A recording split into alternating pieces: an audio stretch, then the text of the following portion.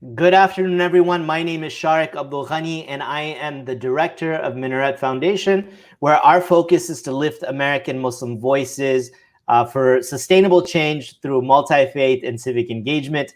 Today, we are joined by a special guest. We are joined by Lorena Perez McGill, who's running for Texas House District 15 from the Democratic Party side, which encompasses a good amount of the Woodlands.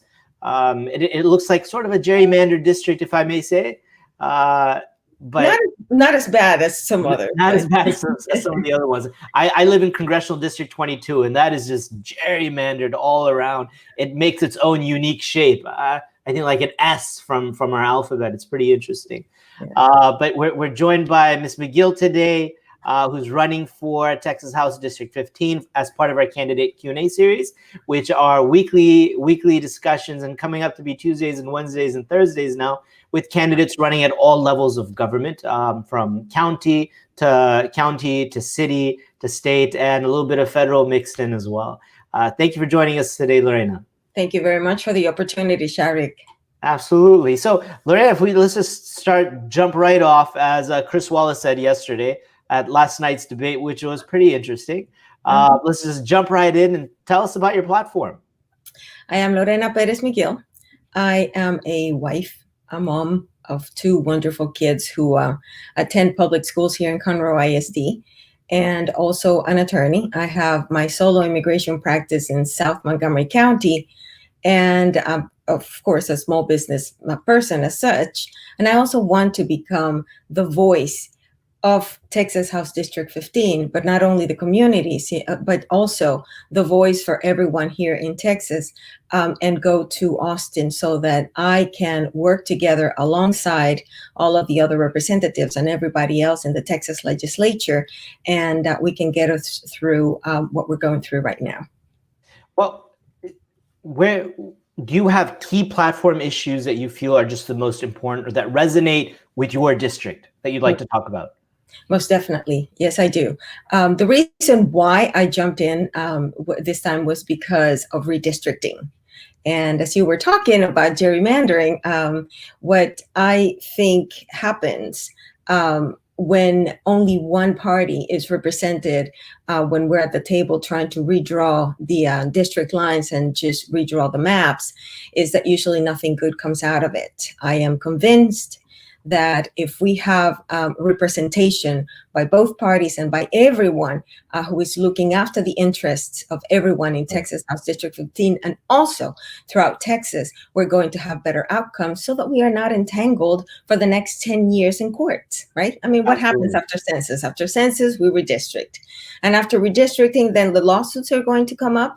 We don't have time for any of that. It's just going to be time spent in legislature. And legislature only meets just a few months every 18 months. That's right. Every 2 years, yeah, right. And only for a few months, unless our governor calls for special sessions, which, and interestingly enough, has not happened now. But you know. Well, speaking of current events, we're going to get to some aspects of last night's debate shortly. But you know, one of the aspects that was covered in the debate was about healthcare for Americans, specifically as it relates to the people who were affected by COVID-19. You know, as Texans, we don't necessarily have much control over Medicaid and Medicare because those are federal programs, and the ACA is also a federal program. But as someone who could possibly be a legislator in the state, you would have access to voting or determining how it's implemented in the state of Texas itself. For decades, healthcare costs in the U.S. have risen faster than the rate of inflation. Research has concluded that 30% of healthcare spending is unnecessary. What policy solutions do you support to address the rising costs of healthcare, and specific to Texans, obviously? Well, number one, Sharik, I disagree with you that Texans don't have a say on what happens with expanding Medicaid, because it is precisely because Texas, or so to speak, Texas has had a voice in not expanding Medicaid, which it translates to us not getting back millions of dollars in taxes, federal taxes that we have already paid, which put us at a very disadvantageous position from the get-go. Let's forget about the pandemic. From the get-go, we were on the bottom in terms of healthcare coverage and in terms of just access to healthcare, including access to mental health. So come the pandemic, and we are in a much worse position. My position right now is, why don't we put it on the ballot and have the voters decide whether or not we should expand Medicaid? You want to put it on the ballot? Yeah, why not? This is what's happened in 3 other states that had not expanded Medicaid, including it was Oklahoma and Nebraska, and I forgot what the other state was. The people voted, and Medicaid is being expanded because the people voted and they wanted to expand Medicaid. Do you feel you'd have support from folks across the aisle? I believe so. What better time than when we're going through a pandemic? And we were not that great to begin with, and look at where we are now.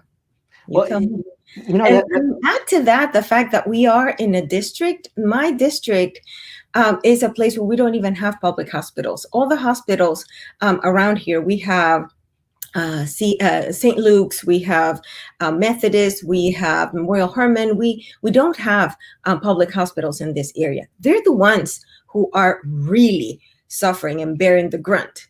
You think about this. It's not like they can turn people away. As long as they have beds, they have to wait on the people who come in for service.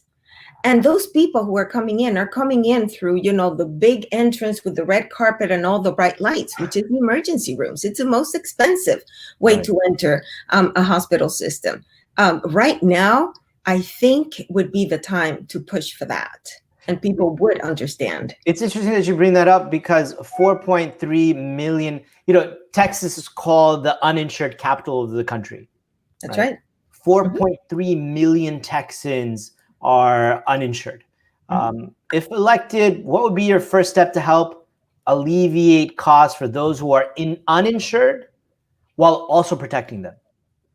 Well, besides what I have told you about, how about just continuing instead of, I know that there's a couple, the waivers are right now in front of the Sunset Committee. How about we just continue those waivers so that at least our healthcare providers can alleviate some of the losses that they have, because they have to wait on all of those people, and also because we have some back door, so to speak, to give those people who don't have any coverage at least some sort of coverage. Shifting gears here for just a moment, speaking about people who don't have coverage, you may be aware that we have a crisis at our border right now. Immigration is a huge issue, especially as it relates to Texans, because a large swath of our border is with our friends down south in Mexico, and then they share borders with other Latin American nations as well. There's a large amount of immigrants who come to this country but don't have health care. What would you say about that issue? Well, what you mean is those people who don't have health care when they come in? Yes. Well, they do get sick, and they do need health care as well. And I do understand where you're trying to get, which is, well, they're the ones who are costing us so much money, and that's why we're bleeding. It is the uninsured. I mean, I am an immigration attorney, and I realize that many of my clients do have healthcare coverage and do understand that they need to have some sort of healthcare coverage. I myself am an immigrant, and while in the United States, I have had some sort of healthcare coverage, at least catastrophic, but some sort of healthcare coverage. And that's important, because if they have the healthcare coverage, then it's not, many have framed that immigrants coming into the country are a burden on our healthcare system, when in fact, immigrants provide so much to our economy in the way of income taxes, more than $750, I should say, right? Mm-hmm. Income taxes, state taxes, county taxes, property taxes, they contribute so much to our economy, but it's almost a travesty that they don't get healthcare coverage by way of Medicaid or Medicare. They don't have the same access, even though they provide, even though they put in the same amount to the system, but they don't get to pull anything out of it. Correct. I mean, they do pay people, the first thing that many of my clients do is get what they call the ITIN, which is the individual taxpayer identification number, which is the number so that they can file taxes, even though they do not have any other type of documentation. They're paying taxes. They're religiously paying taxes.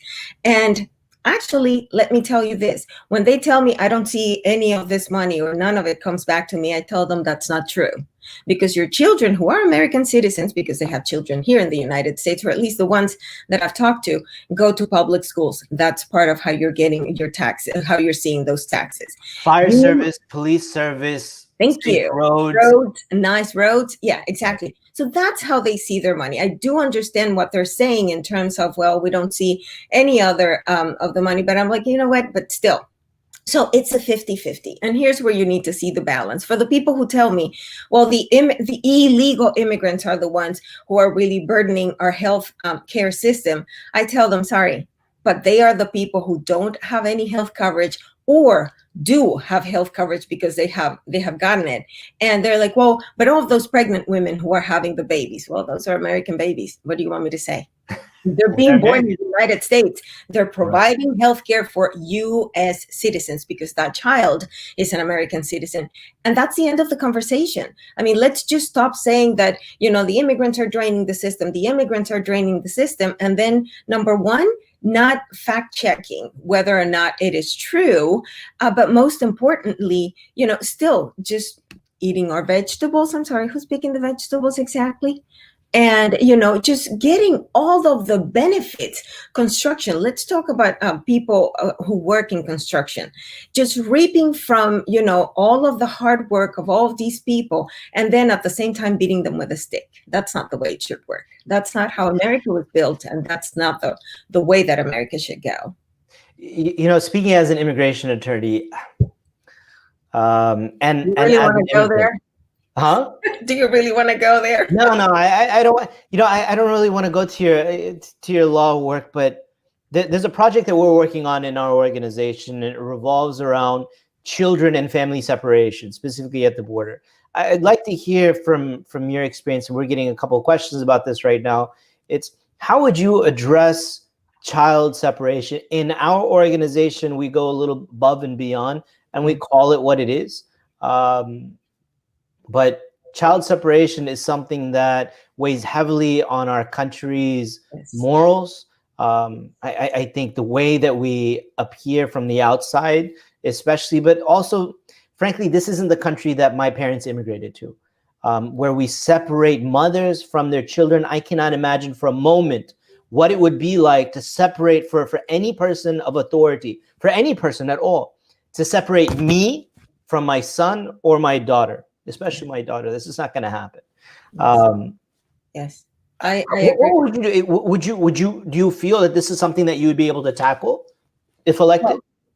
Well, at the state level, what I think we can do, there are several things that we can do. Even though immigration is a federal matter, there are things that we can do at the state level. One of them was our representative back a few years ago, Tommy Williams, inadvertently harmed the immigrant community because due to one bill that was passed and was enacted, this was back mid 2000, what was it, 2012, 2011, 2012, the immigrant community was not able to get a driver's license, and therefore they were not able to renew their driver's licenses. And quite frankly, it was terrible.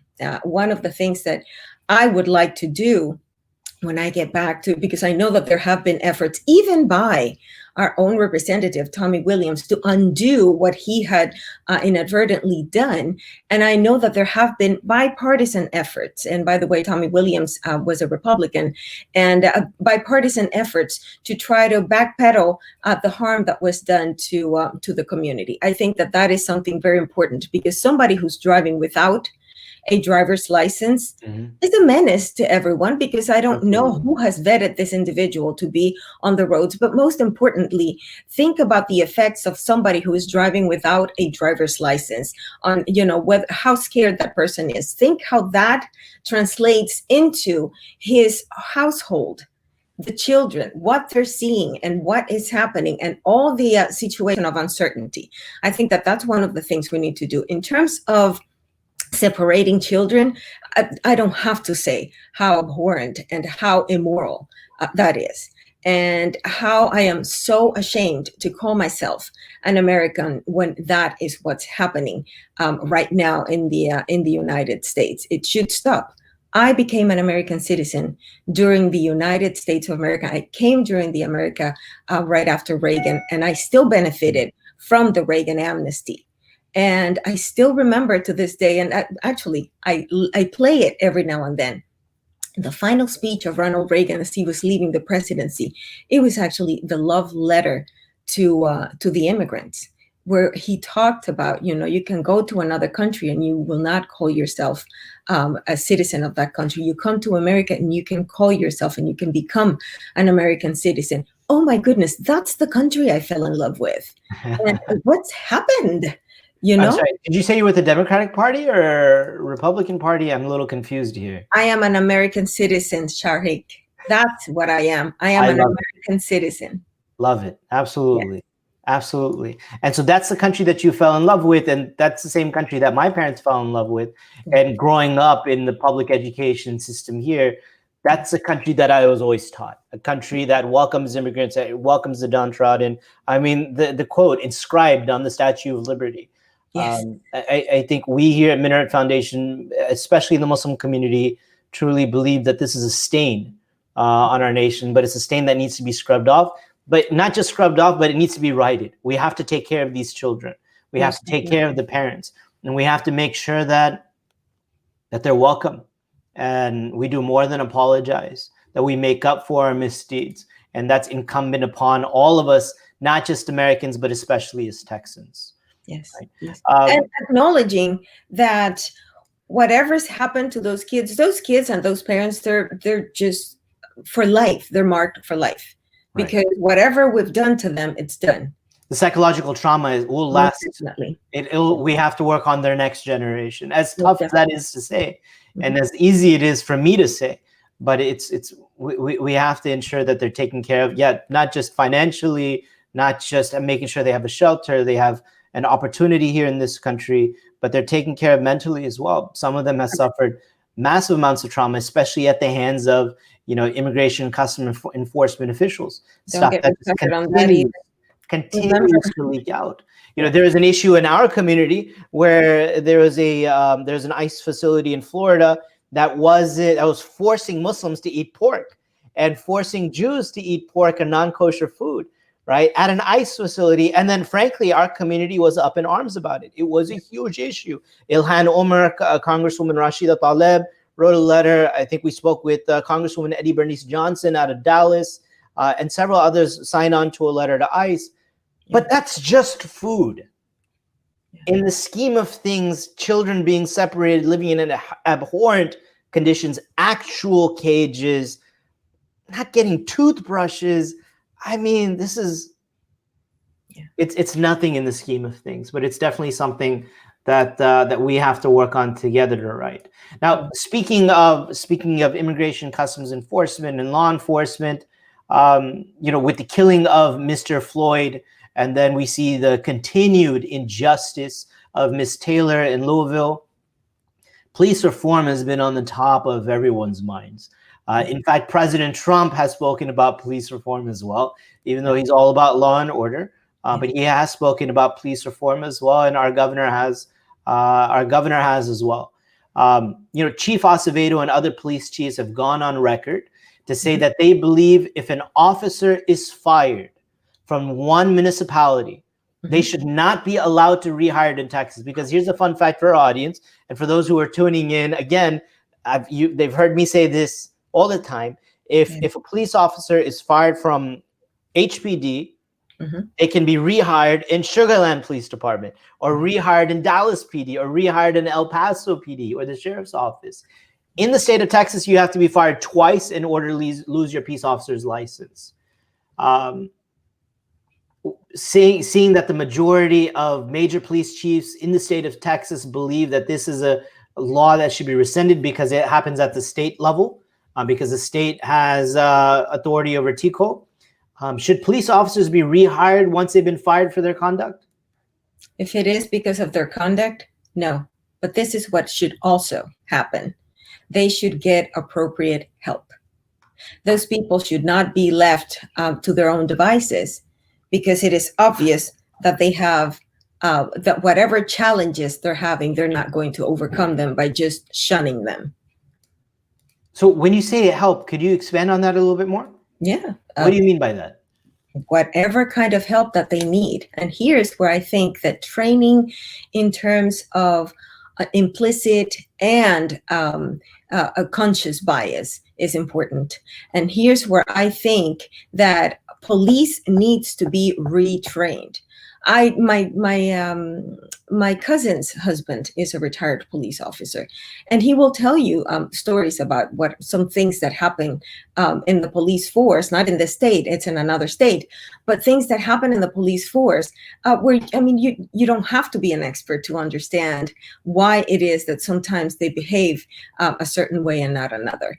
And what I think that needs to happen is, yes, police reform, but that police reform has to do with, just trying to get them the appropriate training so that they know how to treat the people, and for the people who are fired because of their conduct, so that they know that they need to continue whatever kind of treatment they need to. But no, not be rehired. Why are we going to allow the same mistakes, probably with even greater consequences, happen again? We've been warned. Yeah. If the military dishonorably discharges anyone, and this is a conversation that we had with Constable Trevor Nels yesterday, who's running for Fort Bend County Sheriff, he also believes that if someone's dishonorably discharged or is removed for conduct issues, they should have their peace officer license pulled.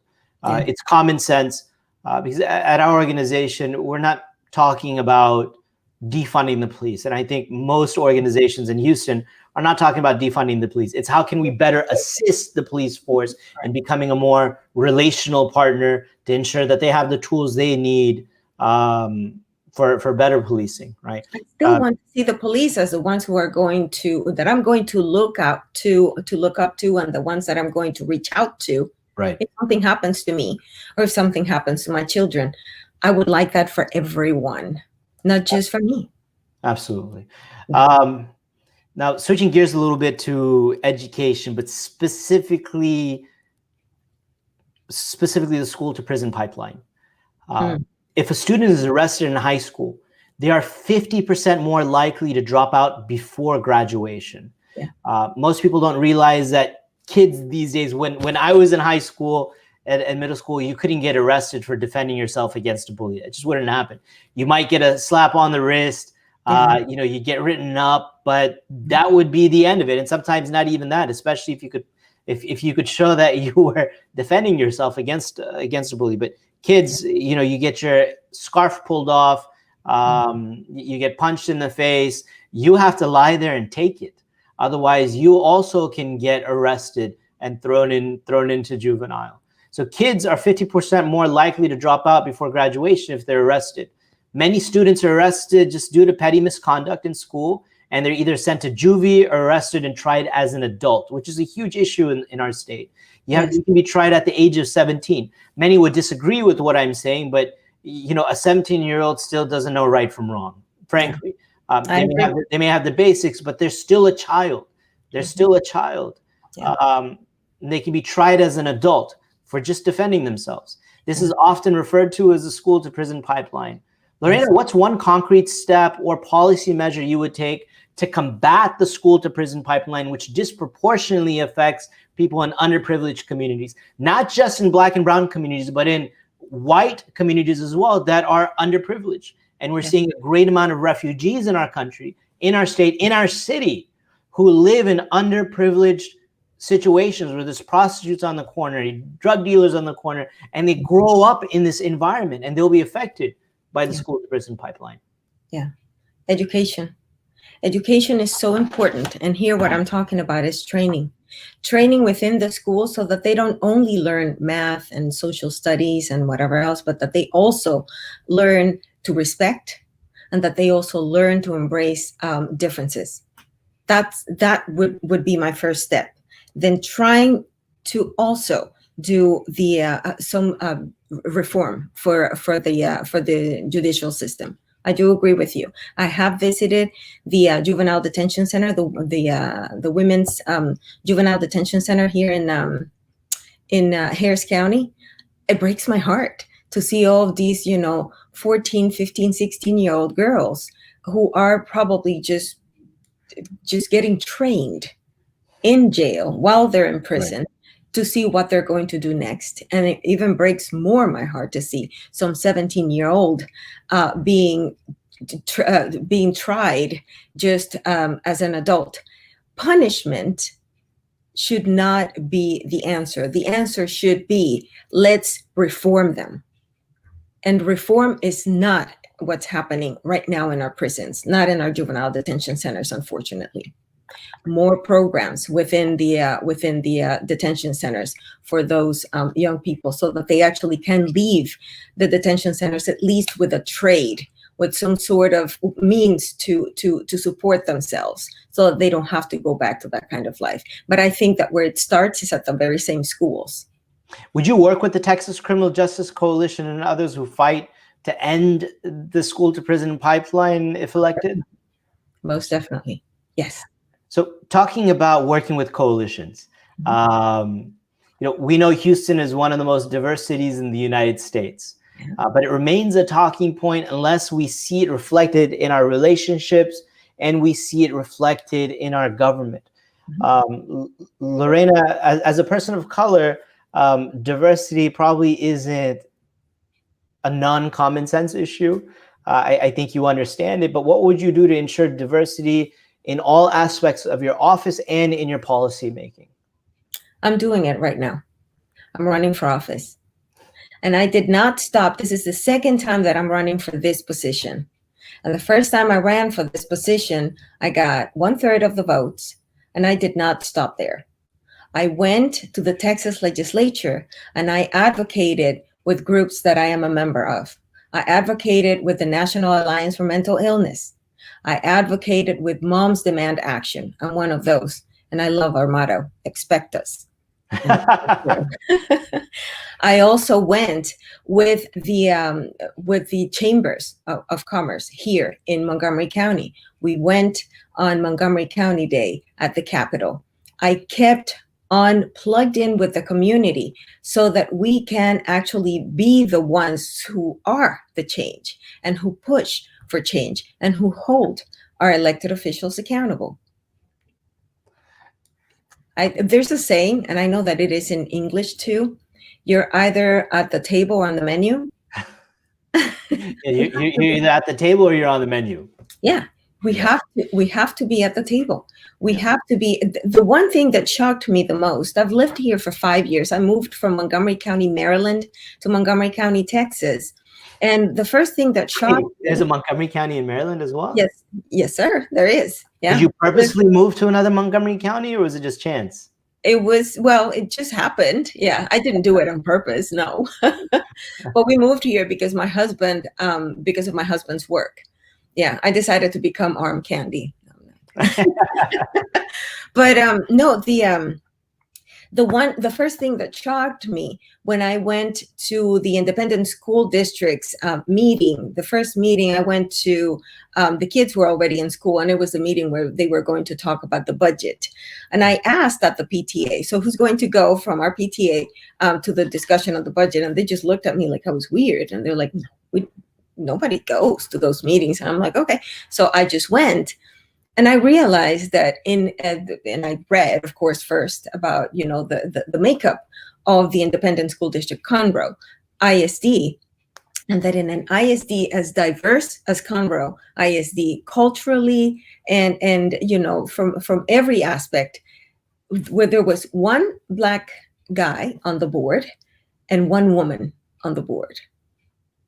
And I'm like, why is that? Why is it that even though we have a much bigger representation and we have such a strong minority, we only have, kind of these two minorities on the board? And I started asking questions, and look at where it got me. Here I am.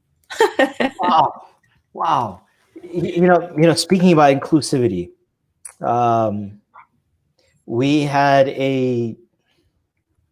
was a moment in last night's debate that hit particularly close to home, and I think the majority of the country, specifically in the Black and brown communities, in the Muslim community, and in the Jewish community, when the president was asked by the moderator Chris Wallace and by Vice President Joe Biden to condemn a portion of our society that has just plagued our nation for so many years, for decades, almost 2 centuries now. White supremacists. The FBI has in recent days named white supremacists as the number one threat to the national security and to the safety of our nation. The number one domestic threat is white supremacists. Yeah. Would you stand with the Muslim community and the wider multi-faith and multicultural community against the evils of white supremacy? And if so, how would it reflect in your policies? Yes. And the way that it would reflect in my policies, I would not think that I'm better than anyone because of my religion. I would not think that I am better than anyone because of my ancestry. I will not think that I'm better than anyone because of the way I look. Listen, you're talking about the Texas where the Republican Party was trying to dethrone, who was it was a chair of the Tarrant County Republican Party. Yes, who said some incredibly Islamophobic remarks. Shafi, yes. And I see that what's happening right now is that in terms of politics, we're becoming, one extreme, but it's one extreme to the detriment of our nation, to the detriment of our state, to the detriment of my community. I live in a community where there are not one, but two Muslim temples. I live in a community where there's not one, but two synagogues. I live in a community where there's a Buddhist temple. I live in a community where there is freedom of religion, and I want to keep it that way. And I want to keep it that way because I think that I love the signs. I don't know if you've seen them. I'm sure you have. Coexist. Right. That's what we need to do. And the only way to coexist is if we respect each other. Right. And the best way for me to live as a Christian is when I recognize and acknowledge what are the things that I can do and cannot do because I am a Christian, but I don't impose them upon you. Right. And when I do the best thing I can as an elected official to ensure that you have as much freedom of religion and culturally as I do. Yeah, and it can't just be mutual respect and acknowledgement of other faiths and cultures, but it also has to be mutual respect and acknowledgement of the other party as well. So whether it be the Democratic Party or the Republican Party, our country has become so polarized and our state is becoming polarized as well and getting pulled in different directions when we're all Americans, all working for the same goal. We all want food on our plate. We all want a shelter over our heads. We all want a great afterlife, right? We all want a terrific relationship with God and for our children to have a terrific relationship with God as well. Exactly. As long as we continue to keep sight of these common issues, it becomes difficult to divide us. We may have different stances on climate change and on... we all flood though, Sharik. Don't forget, we all flood. We all flood, yeah. Sometimes it's a contentious issue. We still have different stances, but we have to figure out a way to come together. Yeah, but look, that's why part of my 5 steps for good government The first one is bipartisanship. The only way that we're going to get stuff done, and it's not only redistricting, it's on everything. The only way that we're going to get stuff done is when we work together. Right. We have to work together, because right now we were hit by the fall in the oil prices, and then with the pandemic. This is the time when Texas needs us most. Right. This is the time when we need to shine at the 87th legislative session. Just come together, not sue each other, not just pandering and just trying to politic and do all of that stuff. But let's just work together as one. Absolutely. Let's forget about the political parties, and let's remember that we are Texans and that we are trying to build a stronger Texas. And the stronger Texas is good for the nation, because Texas, in a large part, drives the nation's views on diversity, drives the nation's economy, drives the nation's environmental policies, drives the nation's educational system through its textbook, its educational agency. Mm-hmm. When Texas is doing good, the country's doing good. Correct. Right. That's right. That's right. And then just to switch gears and talk about just our last two questions. In recent history, there has been Congress people and folks in different parties who have made worrisome posts regarding Muslim Americans, regarding Jewish Americans, regarding Chinese Americans, Latinos. You recently self-proclaimed Islamophobe Laura Loomer won the GOP nomination in Florida for Congress. Her hateful rhetoric surrounding Muslims it's terrifying for all, but nonetheless, she has been successful in her campaign using this type of rhetoric. Since 2016, for whatever reason, we've seen an uptick in hate crimes as reported by the Anti-Defamation League, the Council on American Islamic Relations, the Southern Poverty Law Center. Basically, any civil rights organization with a pulse has noticed that there's been a massive uptick in hate crimes. What would be your step to combat Islamophobic rhetoric or rhetoric against our multi-faith partners through policy? Yeah. Well, the first thing is to encourage all of the organizations, just like I have, to do advocacy. The best way to be heard is to go to the Capitol and to do your own advocacy through your representative. And of course, it always helps if you have a representative who will listen. And but that's one of the things. I keep saying education, train, because that's the only way that we are going to teach the future generation. Quite frankly, I hope that the parents understand through education as well, that the only way for us to coexist as one Texas is when we respect each other and we respect and embrace our differences. In terms of legislation, well, any legislation that has to do with tolerance, with respect, and that is firm about, combating any sorts of not just Islamophobia, but just any kind of curtailment to the freedom of religion that we must exercise because it is ingrained in our country, is a legislation that I will be supporting 100%. So religious freedom would be at the top of your agenda? Most definitely. Excellent. Most definitely. And when I say religious freedom, I don't mean Christianity kind of cloaked in as religious freedom. No, real religious freedom. And say it as a good Christian. That's my duty as a Christian. And speaking of religious freedom and your faith brings us to our last question. How does your faith and your spirituality drive your decision-making? A lot. Of course, it does a lot. But I do understand that what God calls me to do and that what Jesus taught me was that we needed to live with one another. And goodness, I believe in a Jesus who came and gave his life for me so that I could be saved, and who did not live in a palace or flew a beautiful airplane or, just was surrounded in any, luxuries.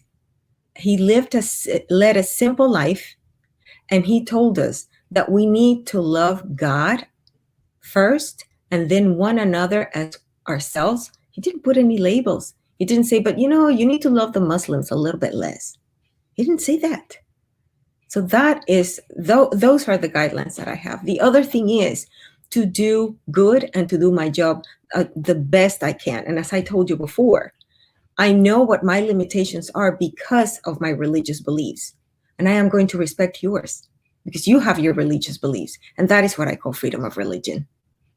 And that's just a beautiful ending. I appreciate it. Thank you, Lorena, for spending so much time with us.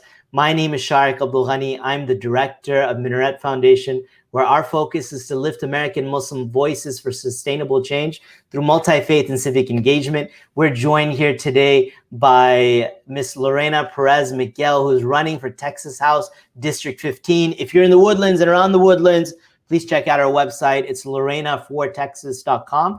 We'll also be interviewing the candidate on the other side of the aisle, I believe either next week or the week after. Please check out our website, minaretfoundation.com, to get the full schedule of candidates that we'll be interviewing. We've got, I believe, Wesley Hunt coming up and Lizzie Fletcher as well. Kim Ogg, District Attorney Kim Ogg, will be tomorrow. And if you have any questions, please submit them to us. In the meantime, thank you, Lorena, for joining us and being so generous. Thank you for the opportunity. Thank you for being so generous and being so open, open and honest with your answers. Take care, everyone. God bless.